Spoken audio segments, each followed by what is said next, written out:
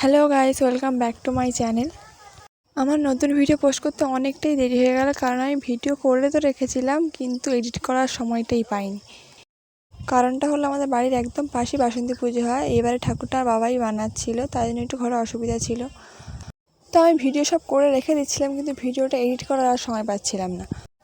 তো পুজোর দুদিন আগে আমি সন্ধ্যাবেলা বসে, এটা হলো কুলেখা শাক, এটাকে এখন আমি ধুয়ে ভালো করে সেদ্ধ বসিয়ে দিয়েছি। সেদ্ধ করে যে জলটা বেরোয়, জলটা খাওয়া খুবই উপকারী। যাদের শরীরে হিমোগ্লোবিন প্রচুরই কম, তাদের পক্ষে তো খুব উপকারী। যেমন আমার শরীরে হিমোগ্লোবিন খুবই কম, তাই আমি সন্ধ্যাবেলা লবণ দিয়ে ভালো করে ফুটিয়ে জলটা খাই। তো এটা এখন আমি ছেঁকে গ্লাসে নিয়ে নিয়েছি, এখন এটাকে খেয়ে নেব।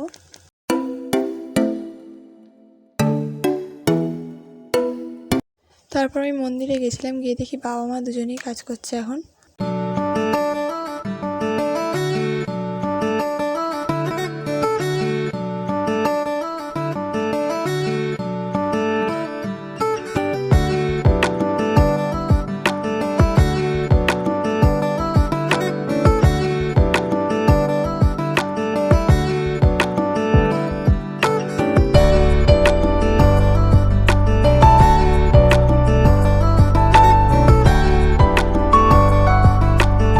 আর এই ভিডিওটা আমি শ্যুট করেছি তারপর দিন সকালবেলা। যেহেতু আমরা কেউই ঘরে ছিলাম না, তাই আমি এখানেই পড়িয়ে নিয়েছিলাম।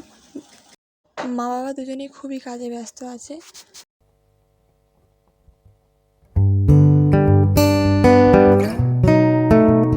আর এটা হলো মাঠ, এই মাঠেই মেলা হয়, খেলা হয়, অনুষ্ঠান সবই এখানেই হয়। তারপর আমি এখানে বসে মহিষাসুরের যে বুট জুতো হয় সেটাকে এখন রং করছি।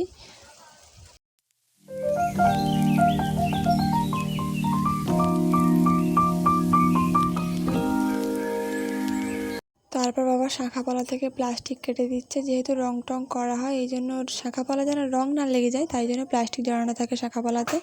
দেখো হাত দুটো কি সুন্দর লাগছে ঠাকুরের। আর ঠাকুর মানে মা সরস্বতী, মা লক্ষ্মী পদ্মফুলের উপর দাঁড়িয়েছিল। তারপর বাবা এখানে শাড়ি পরানো শুরু করে দিয়েছে।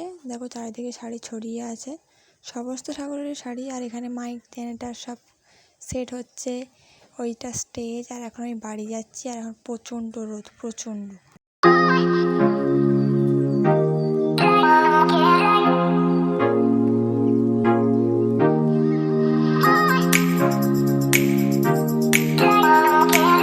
তারপর আর সারাদিন মন্দির যাইনি, আবার সন্ধ্যাবেলা গেছিলাম। আর এখন ঠাকুর সরিয়ে ঠিকঠাক জায়গায় বসানো হচ্ছে। তারপর বাবা ঠাকুরের শাড়ির পাড় লাগিয়ে নিচ্ছে, আমিও লাগাচ্ছিলাম, তখন আমি ভিডিও আর করিনি।